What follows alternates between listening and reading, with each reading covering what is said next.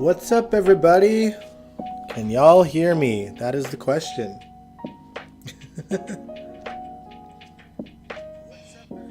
Y'all can, good.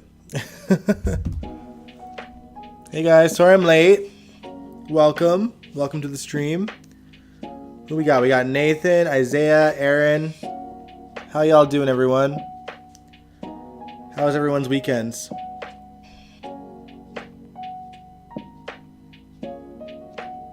Hope all is well. I feel really short. What's going on here?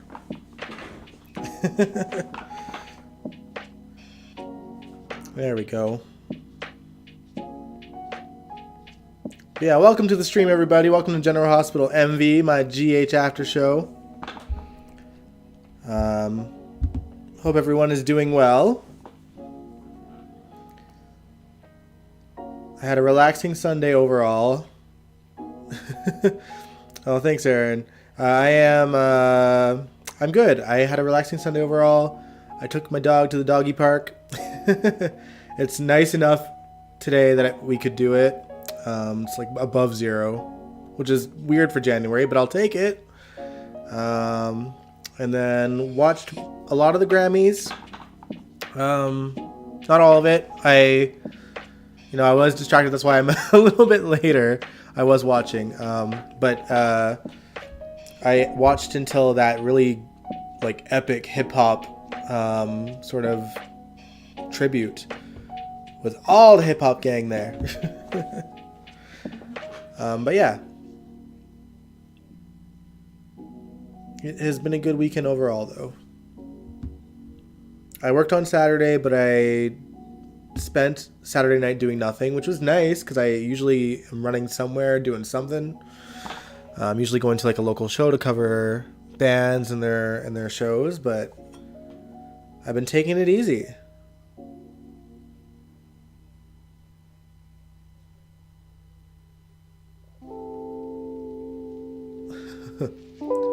Legends of Panic at the Disco. Man, yeah, I didn't watch the whole Grammys. Honestly, most of it was kind of lackluster. Hey, Jacarius. Most of it was kind of lackluster for me until like that hip hop tribute. Yeah, it was kind of underwhelming. I hope it kind of picked up afterwards. I did record the rest so I can watch later or another day. Spoil me if y'all want, by the way, if anyone else watched the Grammys. Summarize if anything better happened after that. Like, I think Shania Twain was supposed to perform. She is a Canadian legend, of course. Let me know how that went. I'm gonna watch later.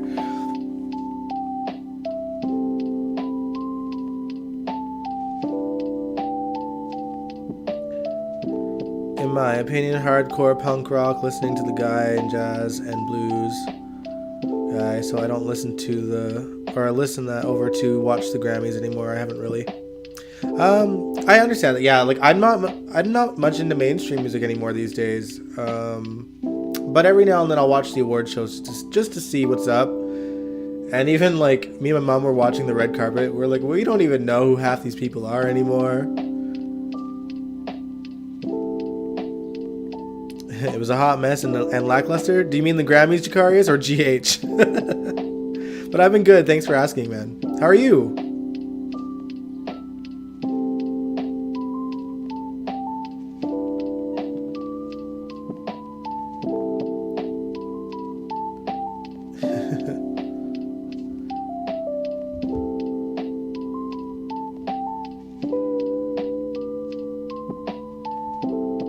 Yeah, I mean, I get it. The Grammys really have become like kind of predictable overall, so it's not, it's not fun to watch. And it honestly, like in terms of most award shows, like music wise, it's probably the most boring of the bunch, right?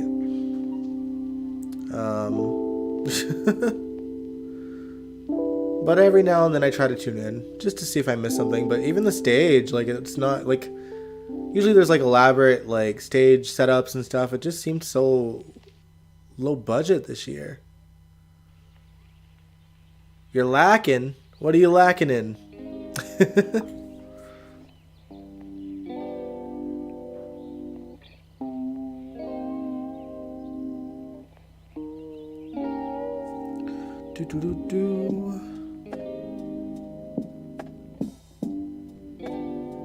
yeah, I had to like rush my notes because I was distracted most of the day, and I was like, I gotta get this done. But I got it done. So we talking about GH today. And we can be as thorough as you want. But I feel like there was only really like four major things that happened this week. Posting videos, but I've been busy a lot. I hear that, man. Like, honestly, like when I used to do these as non-live streams, it would take the entire day to do, man. Like just one video that was like maybe 12 minutes long, and it would take me like 8 hours to just like script it, try to memorize the lines and say it, like memorize the lines and say it wittily, and do like a bunch of takes, and then have to sit here and edit the video afterwards, and it's a lot of work. Is the baby Brit reincarnated? Oh my god, I hope not. Poor Brit, if she was reincarnated to Willow's child, man. Lord help that child.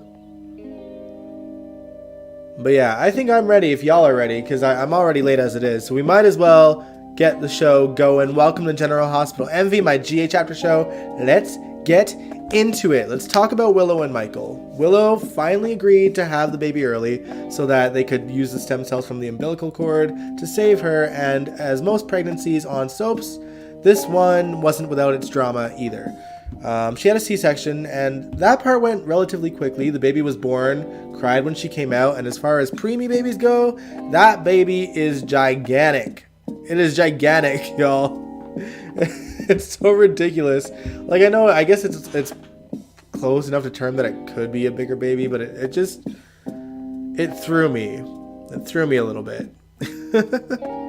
And of course, the second Michael takes the baby to the NICU, Willow takes a turn for the worse and starts hemorrhaging, and as she does, Willow leaves her own body, and Harmony is there waiting for her, telling her to come into the light for peace.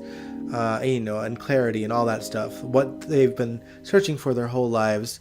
And I don't know about the rest of y'all, but I feel like I got the vibe that Harmony was trying to drag Willow to hell, and almost succeeded too. But Michael's loud ass was loud enough for Willow to hear, and she heard the word home, and she went home. So she's alive, but she's not conscious yet. So we'll see how that goes. She's stable. So it's a good sign, but as you guys know, it's just the first part of the battle. The second part is whether or not the stem cells from the umbilical cord can save Willow, and that part hasn't happened yet, I don't think. She's given birth. That's half the battle. The second half will be this surgery, presumably, to hopefully help combat the cancer.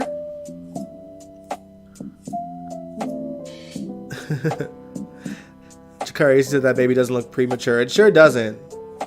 Sandy, you said that baby was a beautiful 3-month-old. Yeah, eyes wide open and all. Oh man, I would have preferred, like, because you know how every now and then when there's like problems with the baby and like they need to have it like not breathing and things like that, they just use like a baby doll, but like a somewhat realistic one. I would have preferred that, But anyway, y'all know I couldn't care less about this couple or this particular story, but I did love getting to see Bobby in nurse mode, which we never see anymore. And while I pity that poor baby for being surrounded by people like Carly and Joss, I do appreciate how focused, or how family focused this story was this week. From the Qs to the Spencers to the friends of Willow and Michael, everyone had their role to play this week, and I appreciated that. So look at me, finding something positive about this story. Nathan, you said, I felt that it was dumb for GH to make it seem like Willow was going to die, but she does have a long way to go. The payoffs and drama on the show can be weak at times. It's true.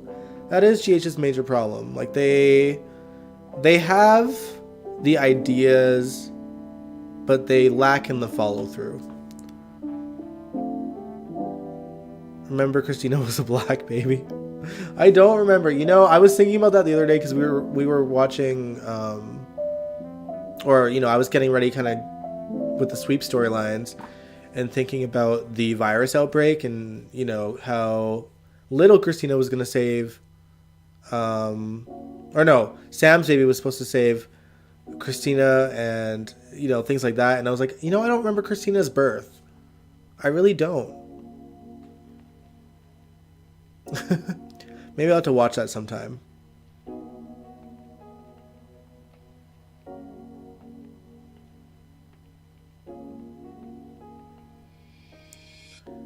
Come on, you said because it's true they're not going to rebuild the fact that they don't want to put any drama in the storyline of Michael and Willow. I mean, there's enough drama as it is, like in terms of like the Nina factor. I guess that's drama enough.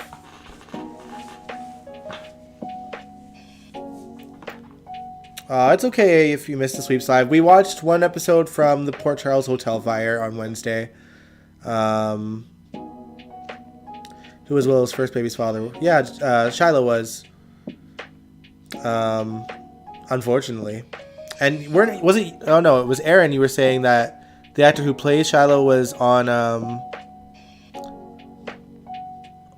a show, right? Was on SWAT.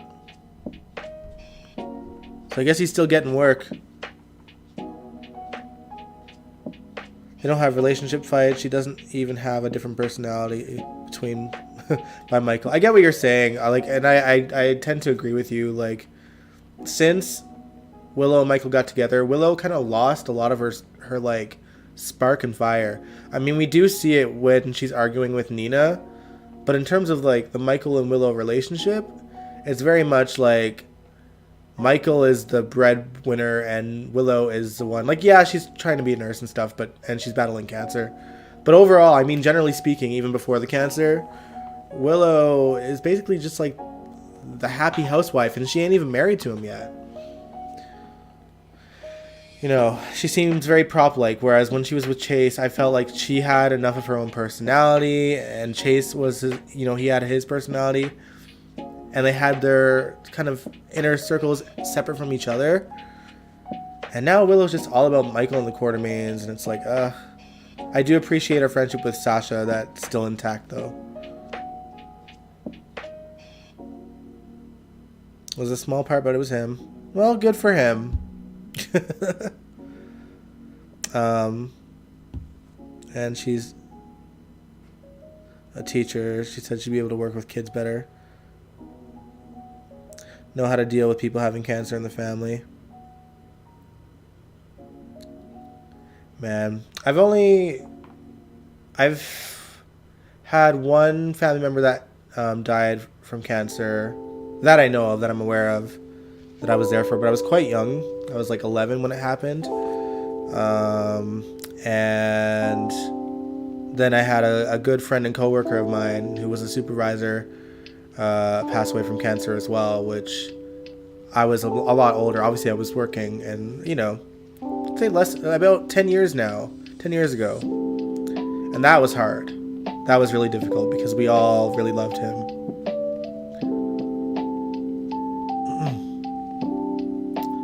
But yeah. But again, back on track. I did appreciate, while I hate the storyline in general, I did appreciate the family aspect of this week, and even like the previous week leading up to it as well. And speaking of families, Stella's back in town to join hers, since Portia and Curtis's wedding is just days away. And it didn't take long for her to walk in on an awkward moment between Portia and Jordan, and she didn't waste any time asking Jordan about it either. Jordan tried to cover. She tried so hard to cover, guys. Because Jordan just doesn't want the secret out. Oh, man. Oh, by the way, if you're hearing any background noise, my heater just turned on. But anyway, Stella is seen through Jordan's BS, and the conversation ends up circling back to the DNA website and how Jordan was questioning her about it, and the mystery match in Port Charles. And earlier, when Stella had first come back, Trina actually mentioned to Stella that she was on that website back when she was in high school, and that she had a match in town, but was too nervous to meet a stranger and deleted her account. And Stella puts 2 and 2 together. She didn't quite get 4 though, because at first she thought Portia and Curtis were related, and I think at one point she even thought like Portia was Curtis's daughter, and I'm just sitting there like, girl, try again, please. And eventually, you know, she does, you know, realize, oh, is Trina possibly Curtis's daughter? But you know, she was shocked, but then she realized, oh no, Curtis doesn't have any idea, does she? Or does he? And you know, that woman was ready to meddle and confront Portia, but since they don't have any proof, Jordan advised against it because all they have right now is a theory. And Stella basically had to play coy with Portia while Portia was waxing poetic about the importance of families coming together, even asking her to wear a family heirloom to the wedding that Stella is supposed to be officiating, by the way. And now the question is, will Stella spill the beans? Or do you think that they'll run a secret DNA test the same way Carly did with Nina and Willow? What do you guys think?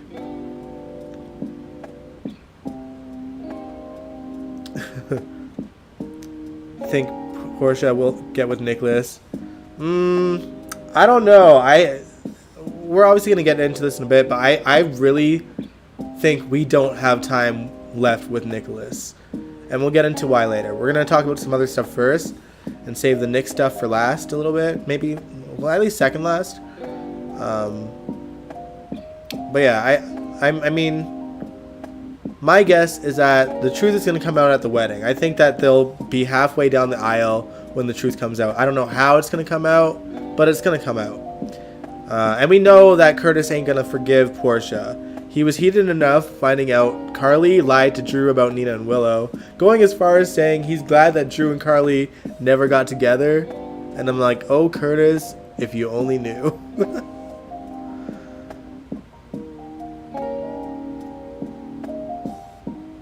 Trina's going to need her friend soon. She sure will. Jocelyn better get off of Dex's D long enough to help her friend. Good lord. Both Trina and Spencer are probably going to need her in a bit. At least we know Cam will be there for them. But yeah, anyway, this week was also very focused on Britt's memorial service, but I felt like it took way too long to get to the actual ceremony. Like, the ceremony itself was short, and it took until Friday to get to it, even though it was like the same day, the whole week, y'all. And, you know, we got some really touching moments kind of on the way to it. Like, we had Maxie and Sasha having scenes getting their nails done and comparing losses and kind of commending each other for always managing to pick up their pieces and moving on.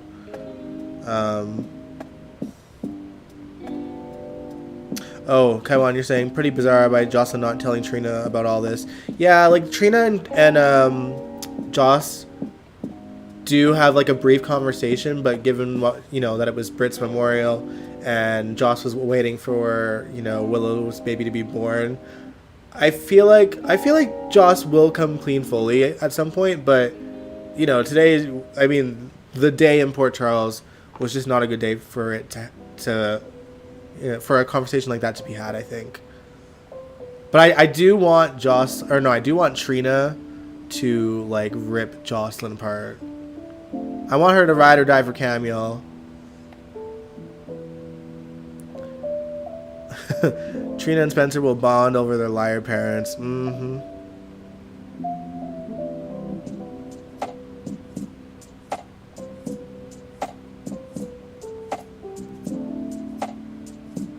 I think there's supposed to be a sleep story. What do you mean sleep story? Or do you mean sweeps?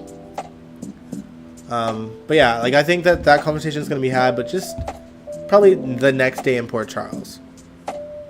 But anyway, back to Britt and her memorial week.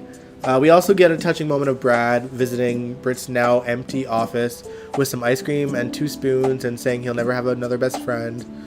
You know, it'll always be them.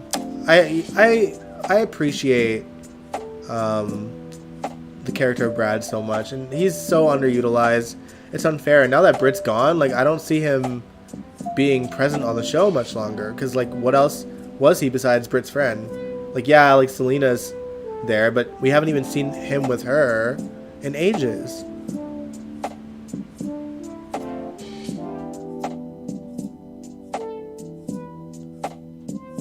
Angel, you said you wanted Britt's memorial to be longer, maybe some flashbacks. I did too. And also, you know, like, honestly, like, I was watching a lot of, like, Brit music videos, particularly, like, Brit and Spencer's, like, music videos that fans have made on YouTube. And they really did have a beautiful friendship. I think that, like,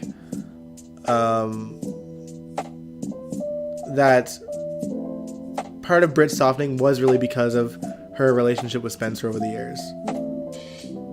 Selena has Cody now. Yeah, exactly. But yeah, anyway, the ceremony. Let's talk about the ceremony now. The ceremony itself started with Nina speaking on behalf of Obrecht, who was there, of course. But, you know, she's probably not wanting to speak. She's too distraught over her daughter's death, of course.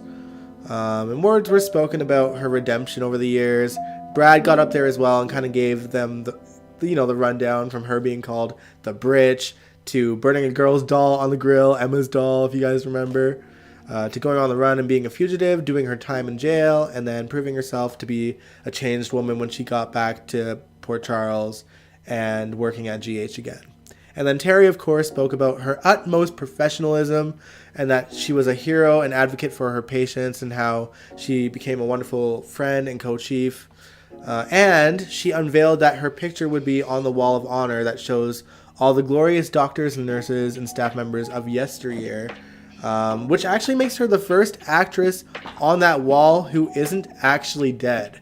And I don't know how I feel about that. Like, I get it, you know, like, Britt was important to the hospital, therefore she should be on that wall with the rest of them, but it's been consistently just, like, past actors who have legitimately passed on. So, like, even Audrey's not up there, right? So, like, I mean, okay, so Audrey's not dead. I forgot. But, you know, I'm just saying, like, actors that are alive aren't on there, except for Britt now. But I can't help but think that, you know, Epiphany is going to be up there soon, and she is an actress that has passed on, and I'm so sad about that, you guys. Oh, I'm going to be crushed. Now, I know what y'all are wondering as well. Where was Spencer in all this? He was actually there at the ceremony and shared with Trina what his and Britt's relationship was like. How even when he was a kid, she never talked down to him. And Spencer, you know, he grieved her. That, you know, that was a good friend of his. And I think Britt, as much as Spencer was good for Britt, I think Britt was good for Spencer as well. To have someone that was kind of like there for him when Nikolas was sort of spiraling.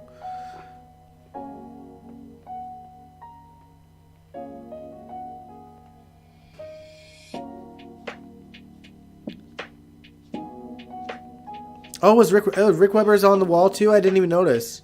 Well, I guess, okay. Thanks for pointing that out, Jake. Now I don't feel as weird about it. And Tony as well.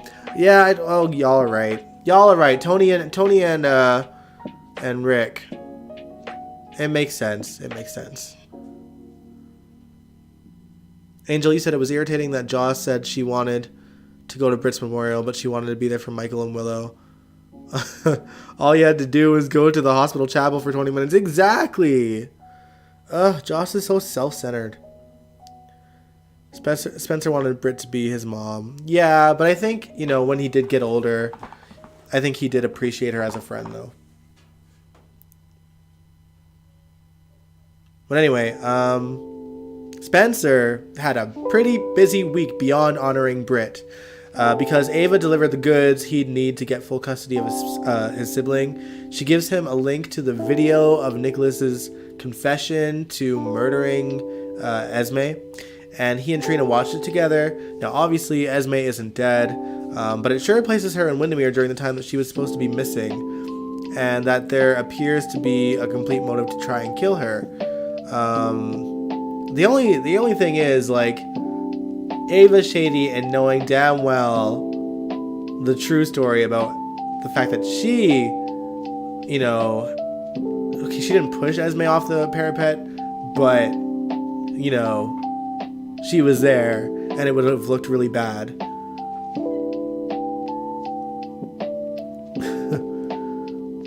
Joss was busy running to Dex.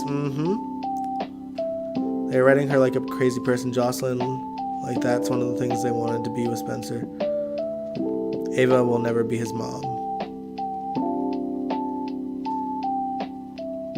Well, I don't think... Well, Travois, she wasn't saying that Ava will be his mom. He just wanted Britt to be his mom back when he was a child. But yeah, so Spencer was actually a little conflicted. Hey, Brooklyn. Hopefully now that Britt's left, Brad enough money, he doesn't need to work for Miss Wu. Oh, that's true. That's true.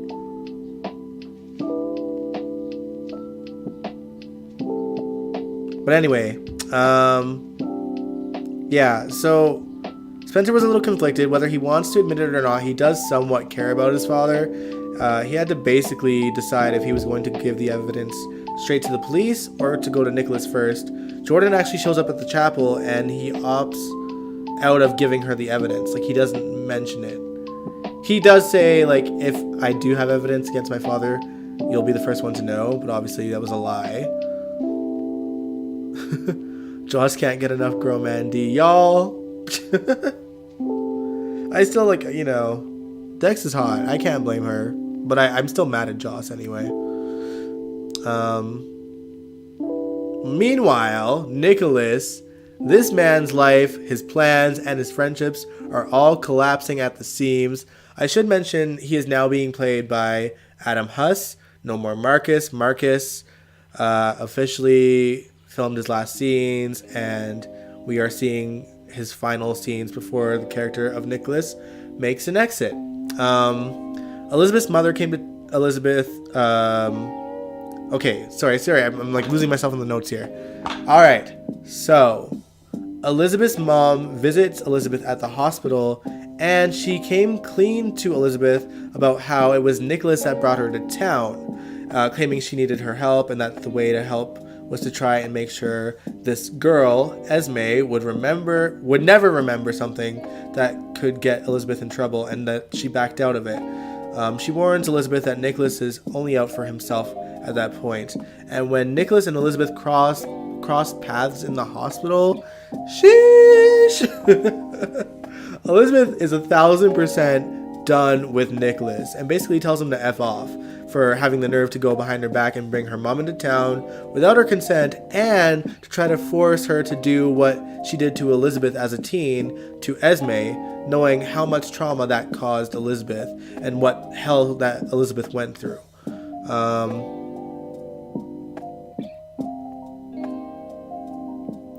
Don't like Adam, bring Tyler back. I don't think Nikolas is going to be here long enough for anyone to play him, in all honesty. And we'll get into why in a second here. But Nikolas actually grabs Elizabeth's arm at one point right in front of Finn and Laura, and Finn screams at him, and Elizabeth tells Finn she needs to talk to him, and Laura says she needs to talk to Nikolas. But before we get into how that conversation goes, I just need to point out that before this, Finn and Laura had a conversation about going skating with Violet, and Finn says that she wants to skate like Connor McDavid, who, by the way, is a hockey player from Edmonton, Alberta. So now that's 2 Edmonton, Alberta references in like 2 months. Like, what is going on, y'all? Is there a writer from Edmonton over there? What is going on? But yeah, like, I've even seen Connor McDavid like several times. Like, he's always in the mall shopping. He's there signing autographs sometimes for when it's like Edmonton's hockey team's autograph sessions, the Edmonton Oilers.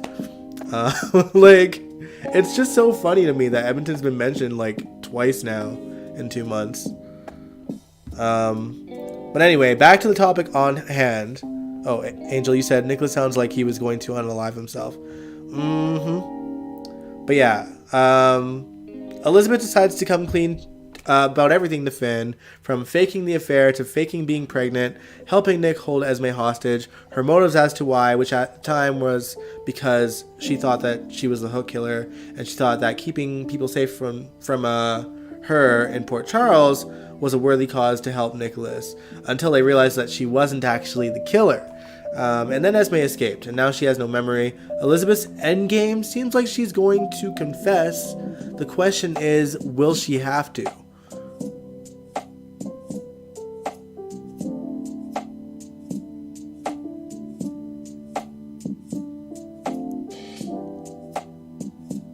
Someone might be from Edmonton. You might be right, Angel. But yeah, meanwhile, Laura is begging Nikolas to look for the man that he used to be underneath the current man who jumps from garbage decision to garbage decision, and to make things right with Spencer. And he wants to, and they go to the chapel to try to, and of course it's not pretty because Spencer was already upset that his father couldn't be bothered to show up for Britt's memorial, considering that they were once engaged, and knowing how much Britt meant to Spencer. So, you know, Spencer even points out, like, he always comes second for his father. Nikolas tries to apologize to no avail, and Spencer brings up that he's going to go for full custody of his and Esme's kid so that he doesn't harm them the same way Nikolas has harmed them. And Nikolas is angry that Spencer's trying to take away his kid. Oh, your hair looks fabulous. Thank you, Angel. Thank you. Oh, this whole, you know, my Jerry curls and blonde hair. Thank you.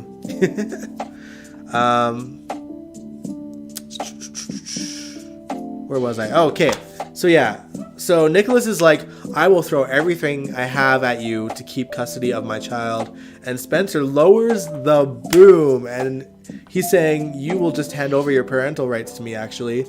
And he starts quoting lines from that confession video. And Nikolas obviously catches on, and he is livid. He even gets a bit physical with Spencer and calls him every bit of Cassadine as he is, and storms off. And Laura gives Spencer like this deadly look, you know, like that, like, how dare you? And I get it, like, you know, Nikolas is Laura's kid, and she just wants peace between, you know, father and son, right? But she doesn't really know what's going on either. Like, she doesn't know what they're alluding to at all. But Nikolas makes it clear to Laura that there's no turning back for them. And he leaves the hospital saying what pretty much felt like a final goodbye to Laura. And, you know, he leaves. And now at this point, he is gunning for Ava because, you know, Ava basically ripped apart any chance Spencer and Nikolas have at reconciling. So, you know, he literally has nothing left.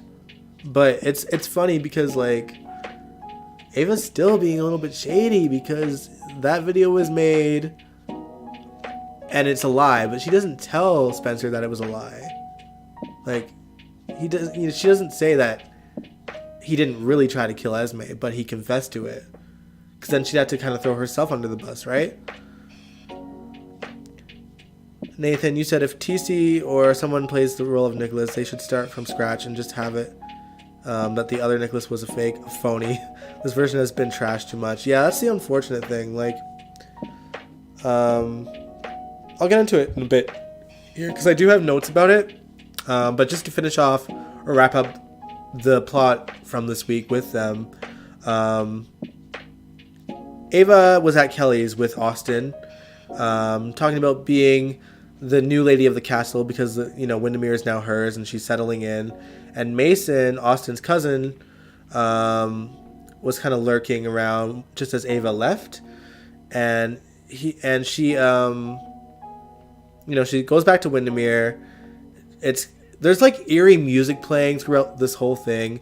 Mason makes a phone call at Kelly's, kind of alluding that he's going to go after Ava, or that someone's going to go after Ava. Austin hears this. That's when we cut to Nikolas showing up at Ava's door, and it's dangerous. It's windy. It's snowing. Like, this just seems very like murder mystery, y'all.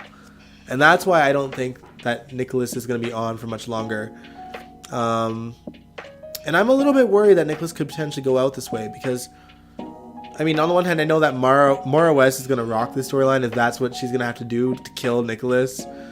But it doesn't sit right with me that there's a strong possibility that they are killing off a legacy character for good. Like, I feel like it's going to be a we see the body kind of death with Nikolas.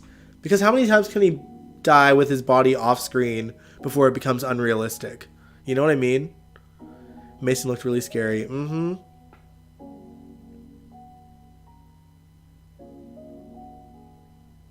That was a good scene between Spencer and Nick. Yeah.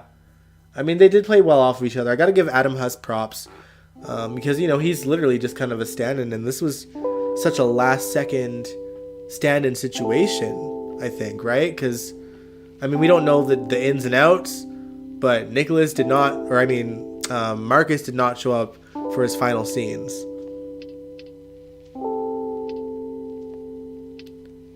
Angel, you said, I'm a little annoyed that Ava owns Windermere. I just think a Cassadine should own Windermere. Spencer should own Windermere. I mean, he could one day. Who knows? But, the Windermere wasn't always the Cassadines.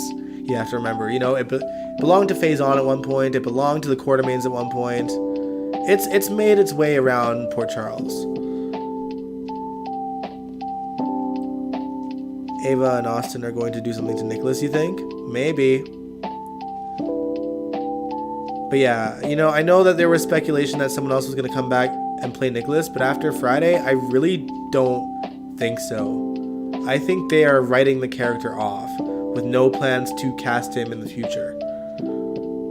I mean, who knows? If they write him off in a way that they can bring him back, I still don't think that the character of Nikolas is going to come back anytime soon. I really don't. Because they've trashed the character all to hell, you know what I mean?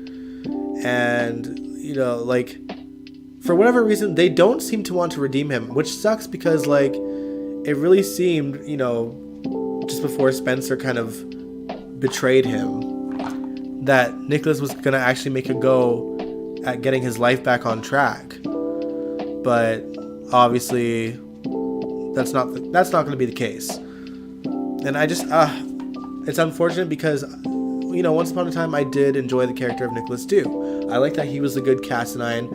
I have hated that the character has been trashed for years and years now because I've been waiting for some kind of redemption arc for the character and they never got him one. They just make him worse. And it's he's just like every other ridiculous Cassadine.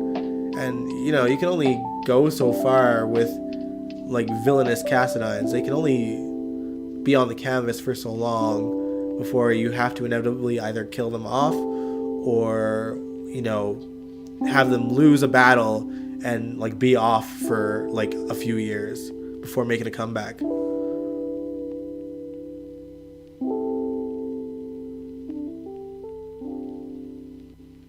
Windermere was owned by the Quartermains. So it's my understanding that I think Ned owned it at some point. And then at some point, post Cassadines owning it, Emily bought it. Emily bought Windermere. And I don't know how it got back into the Cassadines' hands after that. But those are the two things that stick out in my mind. Because I think we talked about this on Wednesday, actually.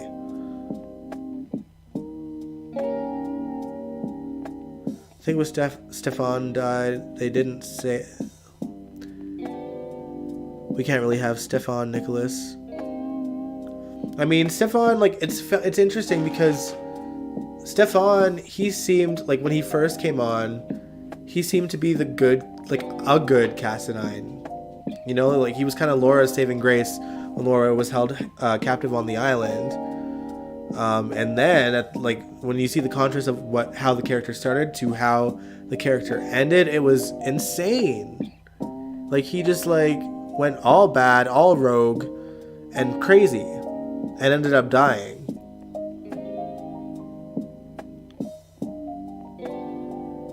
Angel, you said, I watched Marcus talk with Steve and Bradford. Marcus said they fired him and thought they agreed for him to stay for 3 years. I think GH just wanted Nick character gone. Yeah, I did see that interview too, Angel.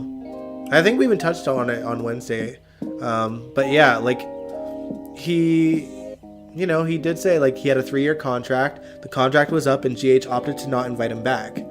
And I think Marcus was actually shocked by that, given how most actors kind of stick around when they're liked. But GH just probably didn't have a desire to keep him on. And maybe that just had to do more so with the character than the actor.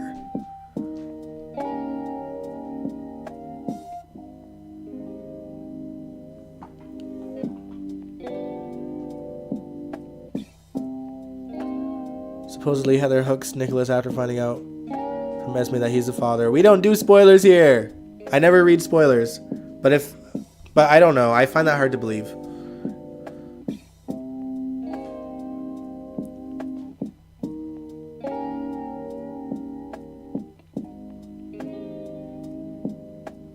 Talking about the guy that plays Stefan. Stephen Nichols was his name, right?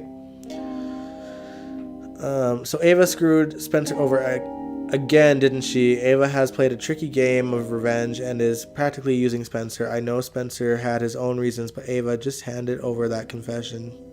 Yeah, true, Nathan. Like, Ava did play Spencer, and it's gonna result in him losing his father for good. And obviously Ava doesn't care because she, you know, she's at this point where she thinks Nikolas should choke. And, you know, it's to her benefit that someone else sticks it to Nikolas as well by taking away his child.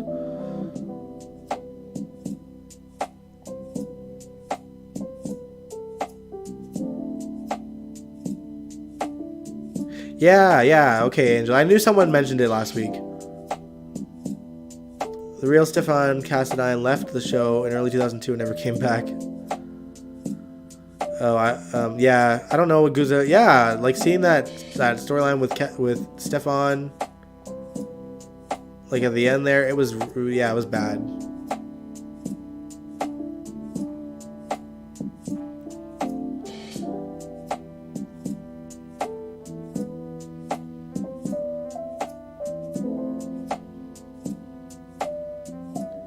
I don't think this Nikolas will go away, but you have to remember, like, they were writing the character, like, I don't think they were recasting the character. like, I don't know. If they were recasting the character, I don't think that they would have let go of Marcus. You know what I mean? Because it's not like the actor isn't good. It's not like the actor, doesn't have a fan base. You know what I mean? Like, technically speaking, there's no valid reason to let go of the actor that we know of. You know? The only way I could see that being a thing is if they were trying to bring Tyler Christopher back or something. But I don't see them be like, well, we're just going to recast him with this temporary recast that we had for him when he was sick that one time. You know what I mean? Like, I don't think that like, Nikolas ain't coming back for a while. If he comes back at all, he ain't coming back for a while. And that's that on that.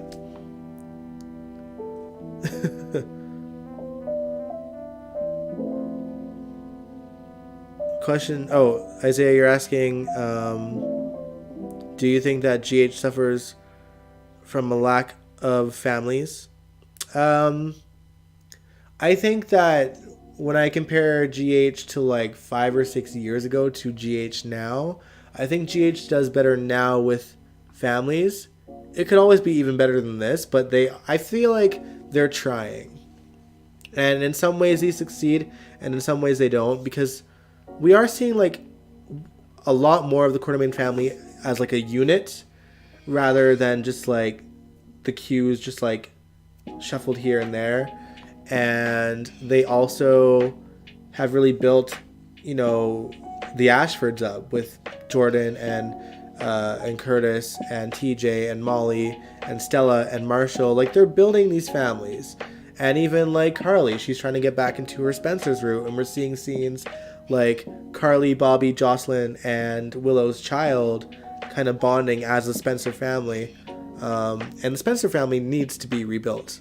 Because they literally just kind of went to nothing as soon as, you know, obviously with Luke leaving, and then Lulu ends up in the coma, Lucky's gone, like, and then there's Laura who got remarried. So, like, the Spencers, and Bobby was barely on, so I feel like the Spencers need that overhaul to rebuild again. And I hope that they do that. And I would love to see the show bring Lulu and Lucky back in some ways, because it's time, you know, like, I don't really know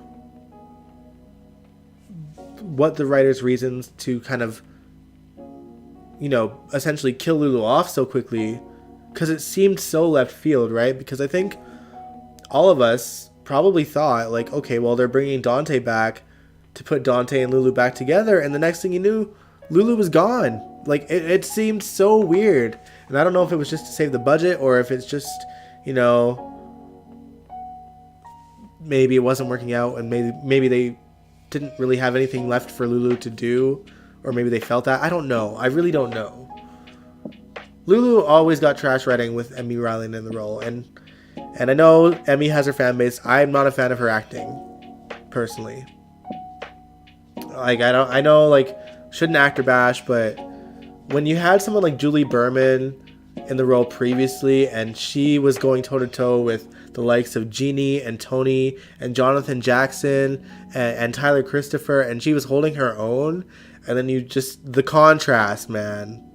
It was too much of a difference, and she didn't play Lulu with any of the spunk that Julie gave Lulu. So it was just such a daunting, polarizing recast for me. And that's someone I had never seen Emmy's work on other shows. But I just, I scratched my head that Lulu just became this airhead housewife under Emmy. And I know, like, Emmys didn't write the character, but I feel like sometimes the writers just try to play to the actor's strength, rather than staying consistent with how a character is written. And I think that's unfortunate. I think if it gets to a point where an actor can't play the role how the role is supposed to be, then you need to find an actor that knows how to do that, rather than try to write the character to play to the actor's strengths, because then you lose the character in that. And I think it's safe to say that a lot of people felt like the character that every Lulu fan enjoyed was gone when Emmy took the role. Yeah, I did hear that Emmy was on YNR, and I know that she worked with Jeannie in the past as well. Because I think Jeannie was on YNR too, probably at the same time. And I know that Jeannie kind of said that she'd love her to play her daughter in a show one day. So I think, that maybe that played into why she ended up playing Lulu in the first place. But Lulu just didn't work. Emmy just didn't work as Lulu for me. And I know I'm not the only one that feels that way, but if you go to the message boards, I'd say it's pretty split among the fact that Emmy had her fans, and people want Emmy back as Lulu too. I don't, certainly, but, I get it. To each their own. Everyone has their own taste, right?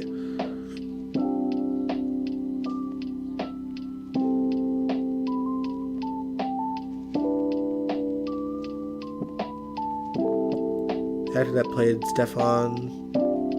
Oh, so are you saying that Emmy played the actor that played Stefan's daughter on YNR? Is that what I'm understanding?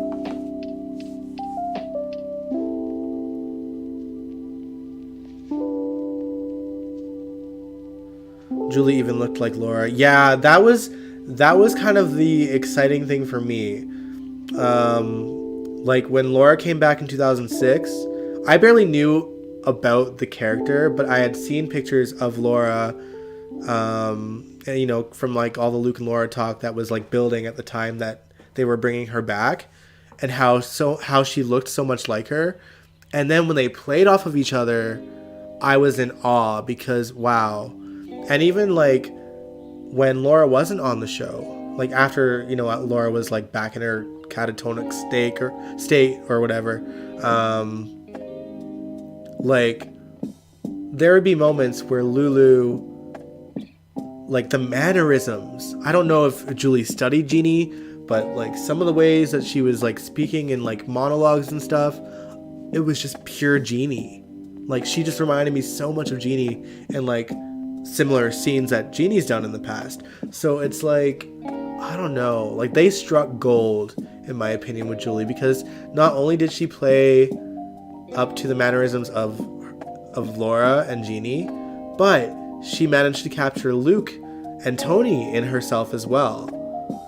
And I'm sure that Tony, when he was around, did have Julie under his wing. You know what I mean?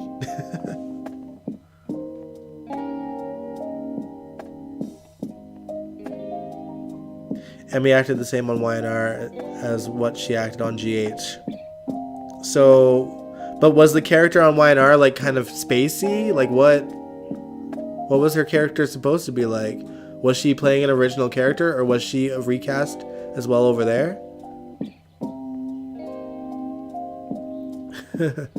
When the actress that played Laura was on Days of Our Lives. The actor that played Stefan. Oh.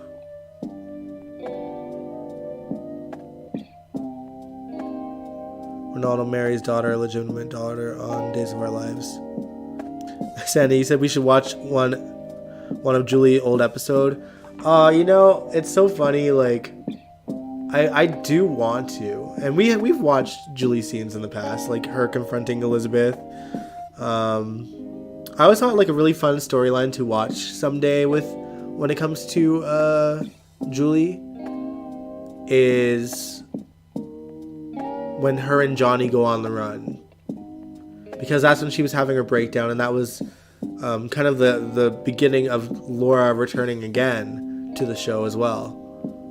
And the scenes that Jeannie and Julie did together in that storyline were absolutely phenomenal. And it was nice to see Laura without Luke in the picture, because Luke was on one of his like adventures or on vacation, Tony Geary's vacations. So we really just got to see like a Julie and Jeannie centric story for that summer. Trina was once a strong, relentless woman. Now she's been trashed for a man-child Spencer just to make the relationship work. I hope, because you know what, I do think that Tabiana is capable of playing feisty. But yeah, it's going to be a slippery slope with them. I still, you know, I'm rooting for Trina and Spencer, but I want Trina to keep Spencer on his toes. I don't want her to become Spencer's prop, because Trina can stand on her own. And, you know, I think part of why a lot of us like Trina is because of that feistiness that she had in her under Sydney Michaela. But I do think that Tabiana's capable of doing that as well. But they've been writing her a little bit softer. But she did go through absolute hell too. So I think she has to build that confidence again, and hopefully it can continue to build so that she does keep Spencer on his toes. Hey, Johnny Zakara, he was always kind of boring to me as a character and the actor with the right handsome. I like my ex cancel. What?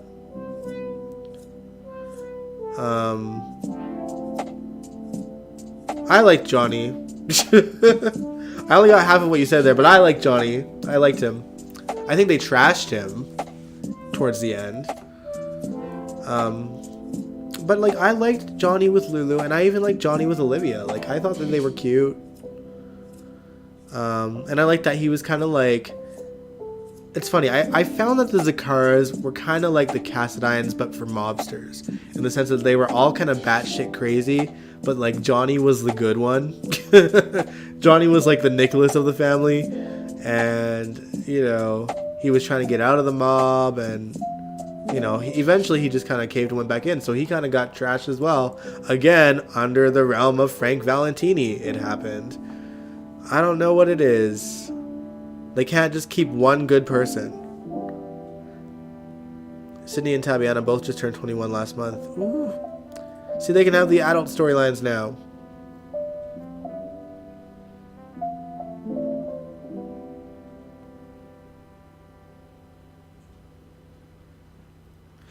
Oh wait, I'm trying to read yours and Nathan. Okay. It was such a mistake for them to put Lulu in a coma because of the stupid couples shakeup and for what. And then Angel, you said I agree, Nathan, especially since the teacher guy died and she wasn't in love with him like she was in love with Dante. Yeah, like I agree with you guys. Like it seemed so weird. But like was that truly like their motive? Like they just wanted to shake up the couples? Like, seriously, because I don't think Sam was even in Dante's orbit ever. Like, maybe they... Because, you know, it's funny, I was watching that What If episode where Sonny, like, imagined what his life would be like if he never killed that first guy, and then Sam and Dante were together in that. And maybe they saw chemistry between Kelly and Dominic and thought that they could roll with it now, but that was, I don't know. I have no idea.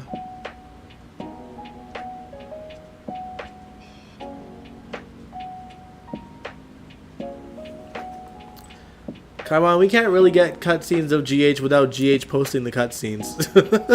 Because every now and then GH will post deleted scenes on the YouTube page or on the Twitter page or whatever.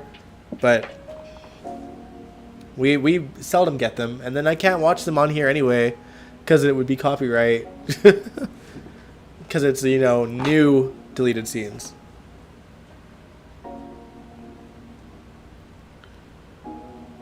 Sam and Jason were still together during that time. Yeah. Well, I mean, at the time that Dante came back as a character after being missing for so long, like, Sam was at the end of her rope with Jason, right? Because, you know, her kid almost got killed in that explosion.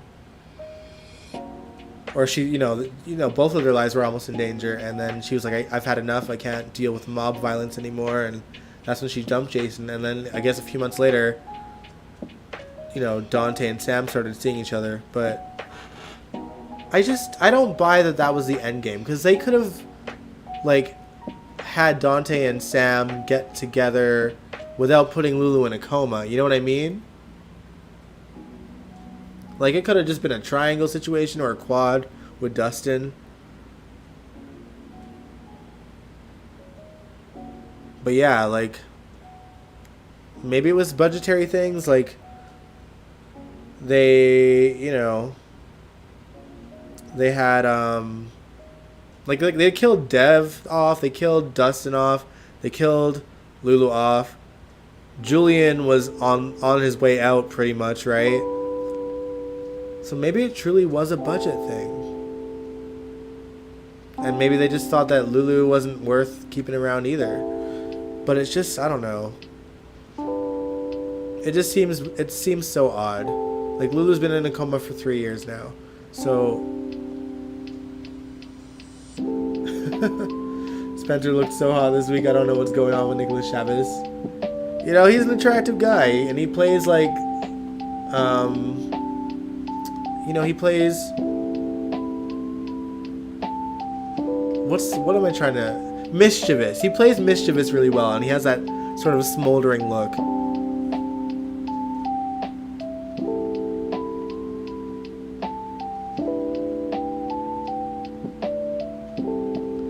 I think they were trying for the ratings characters too much, and then she's, I don't know. We can only speculate. We won't ever know the truth, y'all. They only put Sam and Dante together because of the Sunny what if. And people were like, what if Sante? Yeah, like, I think that played into it, I guess.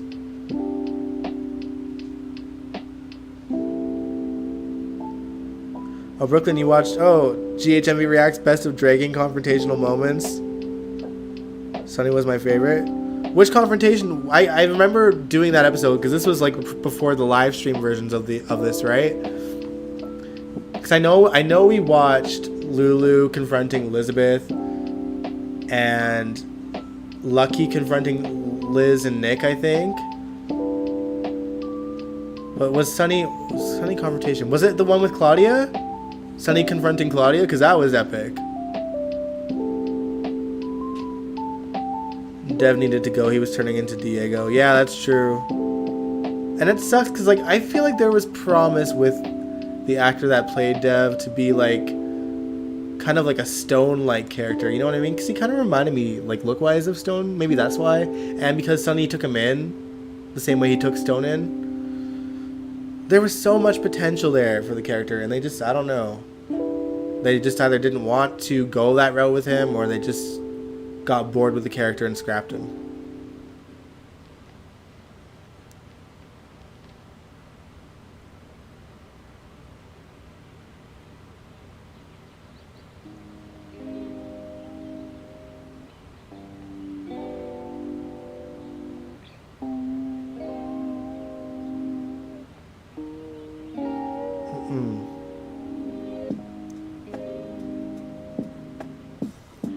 Maybe Stone's brother can come back and get revenge on Sunny. Why would he want revenge on Sunny though? Because of Brenda? Because I think they're both over Brenda. I wonder if Jagger is still with Syra, like the doctor that was on GH night shift.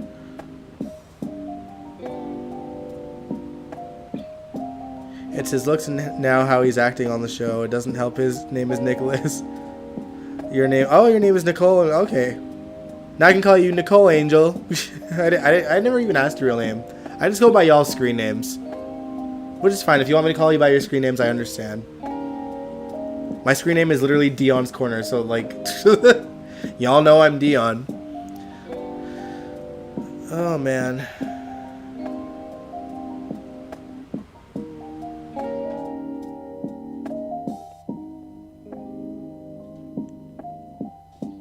Brenda, the woman that he was in love with when he first met Sunny.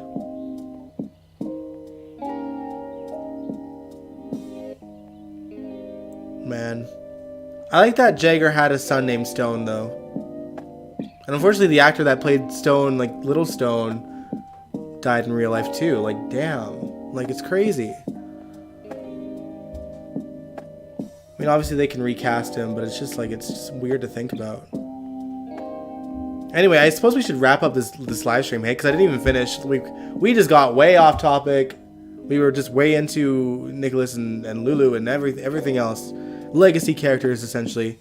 But we did kind of touch base on all the major storylines that played out. The only thing that really had a bit of airplay that I can mention was kind of the Brooklyn, Chase, Link, and Blaze aspect. Blaze clearly appreciates having Chase as a musical partner. And while she's aware he wants to go back to his normal career as a cop, she states that she will be all alone once he bails out, alone with Link. And Brooklyn is about to make the decision to sign a contract to basically hype Link up and, you know, speak positively about his character in exchange for getting the rights to her songs back. Of course, Brooklyn is conflicted because, on the one hand, the faster she gets her songs back, the easier it will be for Chase to get back to his career as a cop, which she wants to make Chase happy and do that for him. But on the other hand, she has to let that scumbag Link keep scumbagging. And personally, I don't think it's worth it. Like, it's not like Brooklyn is brain dead and can't write songs anymore. She can write new songs. She should just let go of the old ones and just cut her losses and move on. Because she's really just doing this to herself at this point. She's putting herself in Link's way, or in Link's sort of orbit. And regardless, she's just writing new songs for Chase anyway. So why is she wanting her old songs back? And you know, as someone who writes songs as well, like, as a human being, I'm constantly changing and, you know, like, experiencing new things, which gives me new things to write about. And then all of my old stuff doesn't really, I can't relate to it anymore. You know what I mean? That's how I feel like as a songwriter myself. Like, I look back to the songs that I wrote when I was like 22 and 23, and yeah, some of them were bangers, you know? I can admit that, but I can't relate to them anymore. It's like, you know, if I were like a famous singer, of course I'd have to do my old songs and stuff, but like, you know, I'm not like, man, I wish that I was going through that same experience I went through as a teenager when I wrote this song again. You know, this is like 20 years later. I'm a full-blown adult going through different things in life, and I can relate to that. And, you know, you write about the stuff that's going on around you. So why does she need her old songs back? Her old catalog? Let him do whatever he wants, and, like, you know, he'll get his one day, but it doesn't need to be her that does the revenge, you know?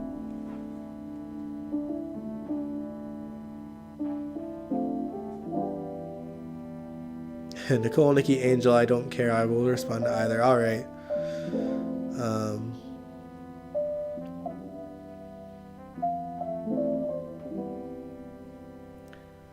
Link asks, that's like Sunny's day when he first came on the show. Or Link is like, oh, acts like Sunny? Like, yeah, a little bit, probably. The bad guy can't win. He might not win. Like, if they want Link to go down, have Blaze bring him down. Get Brooklyn out of there.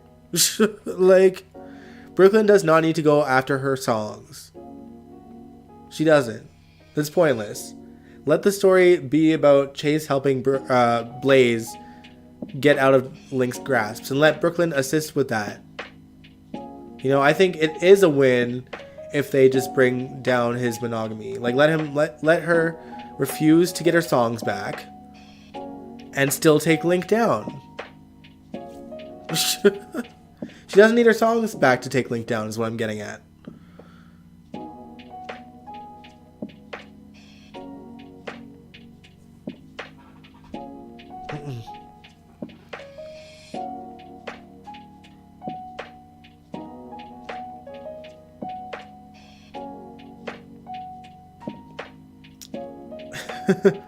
I'm famous to you. Oh, that's sweet, Brooklyn.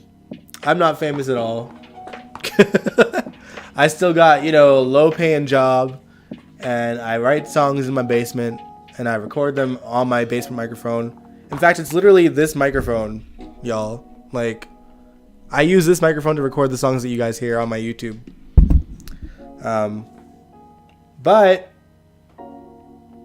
in unrelated GH news, but related to the topic at hand, I am going into an actual studio very soon to record a single that I will release professionally, which is already on YouTube, like the version that I recorded in my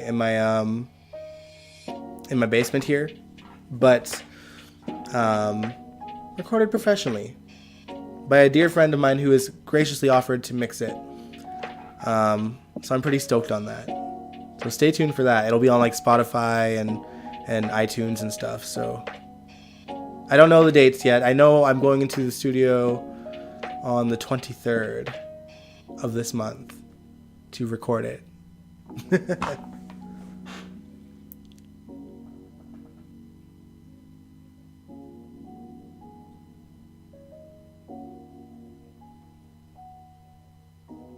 Do I ever think about watching an episode of Days of Our Lives from the 80s and comparing it to General Hospital from the 80s? The ones with the same actors? I don't know. I've honestly never had a desire to check out the other soaps.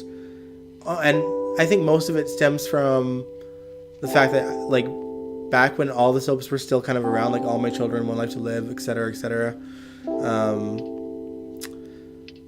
I'd watch little bits here and there, and I wasn't impressed. It just didn't seem like my kind of show that I could get into. Because, like, there are actors that I truly adore, and I would like to follow and kind of be present in their careers. Like Jason Thompson, for example, Jason Thompson is an Edmontonian, and when he left as Patrick, I was sad about it. And I did check out his scenes on the soap that he went to, and I couldn't get into the show. I think he was doing a good job, because I think he was playing a recast, right? But we should have a listening party. Maybe we will. and then the video will get dinged because they don't know that I'm Dion, right? YouTube doesn't know that I'm the Dion that's singing. Because that happened when I released my first single. Back in 2020. On Spotify and stuff.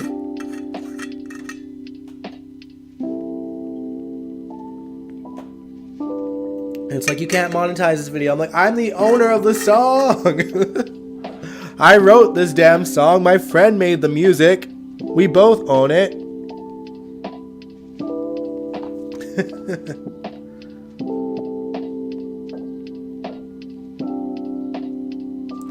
Ooh, we getting fancy now.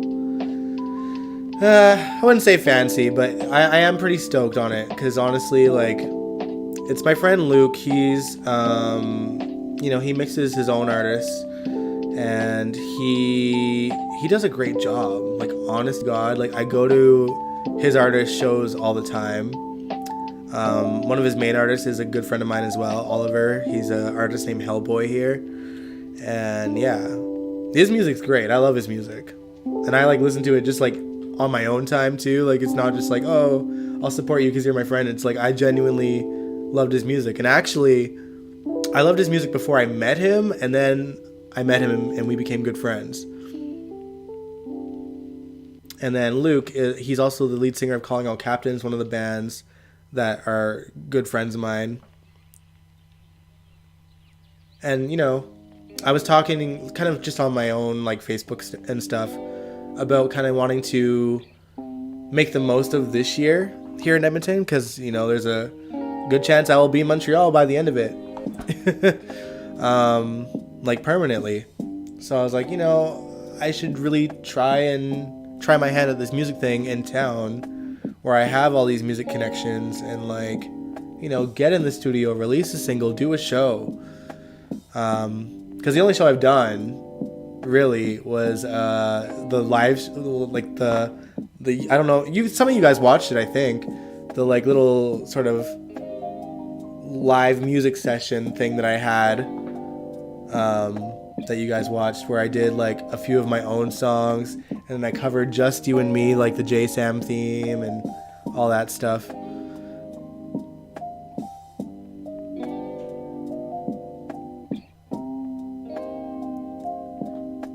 Angel, you said seeing Jason Thompson play Billy on Y&R was weird. My mind was saying that's Billy Miller. Yeah, because he played the role that Billy Miller had. That's right. And then Billy Miller came to GH.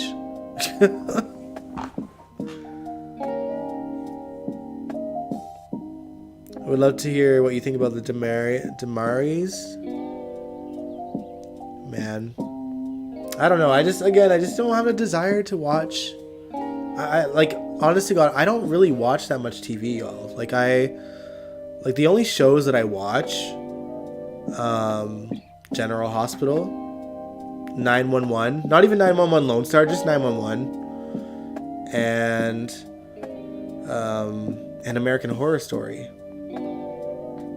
And then beyond that, I'll like watch like YouTube channels of like vloggers and stuff. So like not even like real legitimate shows, just like live streams and like gameplays and, you know, Disney blogs of like people going to Disney parks and stuff. I really don't watch much like series, like television series at all. So it's hard for me to get into like anything new, and I try, like, I'm trying to watch The Last of Us right now, mostly because it was shot mostly in Alberta, and you know, there was a lot of excitement when the actors from The Last of Us were here in Edmonton shooting, because they turned like part of our town into like an apocalyptic thing for the show right in front of our legislature building, which was like cool to see and drive by. I never did cross paths with the actors from the show though. But I think, you know, at the time that they were shooting it here, Edmonton was like the thick of COVID, y'all. Like, we were like the deadliest city in Canada for COVID. So they were probably on strict like lockdown rules, you know what I mean?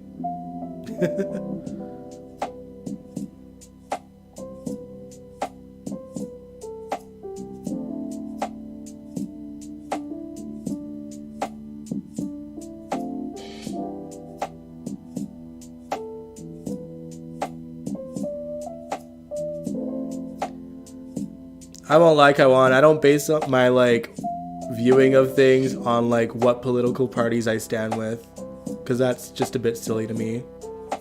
I don't care as long as the like storyline is good.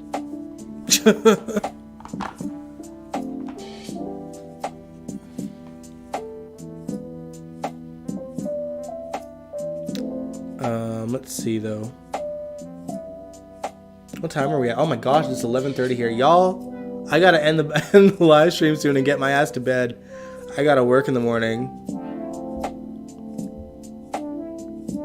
But anyways, it was a good chat, y'all. Stay tuned this Wednesday.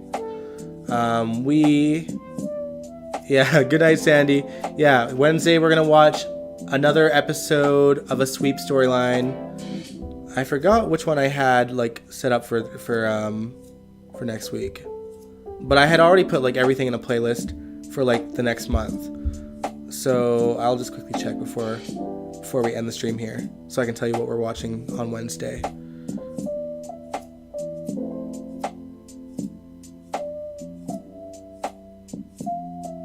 Good night, Brooklyn. Okay, let me see. So Wednesday, y'all, we are going to watch episodes from the virus, or an episode from the virus outbreak. So the February 2006 storyline of the monkey virus.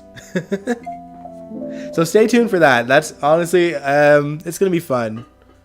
I made sure that we have an episode that features the monkey. Okay, we're going to see the monkey. And we're going to see, a bit of a location shoot. Even though it was just right outside of the studio, but a well done location shoot considering the time of year and the realisticness of making it seem like Port Charles was in a, in a cold New York kind of situation. But yeah, thanks so much for watching, y'all. If you liked this live stream, give it a big old thumbs up. Subscribe if you want to. And I will catch you guys in the next one. Peace out. Mwah.